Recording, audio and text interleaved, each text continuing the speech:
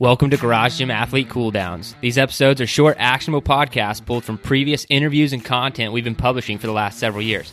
So go for a walk, hop on the rower, or clip into the bike for this cool down episode.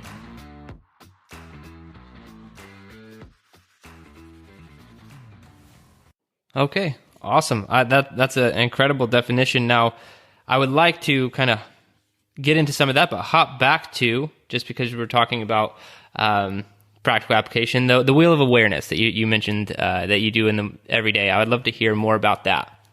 Yeah, well, if you take this idea that integration is health and take a second idea, which kind of struck me as incredibly fascinating, that if you're, let's say, going to the gym and wanting to consciously, intentionally change your body in a positive way, you've got to be aware, right? You got to be aware of what you're doing in the gym. If I work with parents all the time, and if a parent is going to really try to help a child grow well, they've got to be conscious of what they're doing. If a teacher in a classroom is going to help a child learn during the year of that school year, right? They need those children to be conscious, and the teacher needs to be conscious too. And if, as a therapist, a psychotherapist, if I'm going to really help someone change in psychotherapy, they need to be conscious. So what I did was I said, okay, if consciousness is needed for intentional change, that's a really fascinating statement. And if integration is needed for health, it's also an interesting statement. What if you combine the two and said, I'm going to integrate consciousness? So that's what I did with my patients. They looked at me like I was absolutely nuts. And they said, what are you talking about, Dan? And I said, just bear with me. I know this is weird. I know it sounds like out in left field, but let's try it out. So they would get up from their chair or couch. We'd walk over to this table in our office, which has a center glass part and like an outer wooden part. And when you look through the glass, you can see like this stand that holds up the table off the floor, and it looks like a spoke. And so it kind of looks like a spoke of a wheel, where the center glass we'll call the hub, the outer wooden part, let's call that the rim. And then you got this spoke. So I said, okay, if you're going to integrate anything, you got to make the different parts be honored for their differences, and then you want to link them. So let's differentiate consciousness. And then they go, all right, what do you mean? What do you mean? And I said, well, consciousness can be simply defined like if I say, hello, Jared. Now, were you conscious that I said hello? Yes. Okay, so you've got two things happening there. You've got the conscious experience, which we'll call being aware, put that in the hub. But then you have the sound hello, right?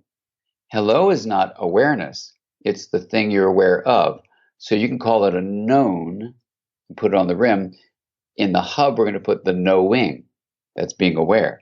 So the simplest way of defining consciousness is it's this capacity to be subjectively aware, the knowing, and have something that you're aware of, the known. And we're just going to visually separate them out on this table, I would tell my patients. And here we'll just picture it as a wheel. So you say, okay, fine. What are the different knowns you could have? Well, you can take that rim and divide it into 4 quadrants. One of those segments would be the outside signals from sound or light that we call hearing or seeing. We also have smell, taste, and touch. Those are the things you're familiar with, the first 5 senses.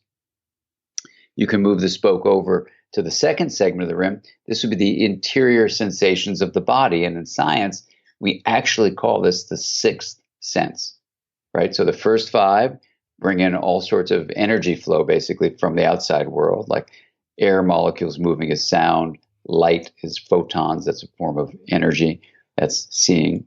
And we're also now going to the inside of the body, and that's energy flow from inside the body. Okay, fine. Then you can move the spoke over to the third segment of the rim, and here you have mental activities like thoughts or memories, emotions, attitudes, intentions, stuff like that. And just to keep the numbers going, we'll call that the 7th sense.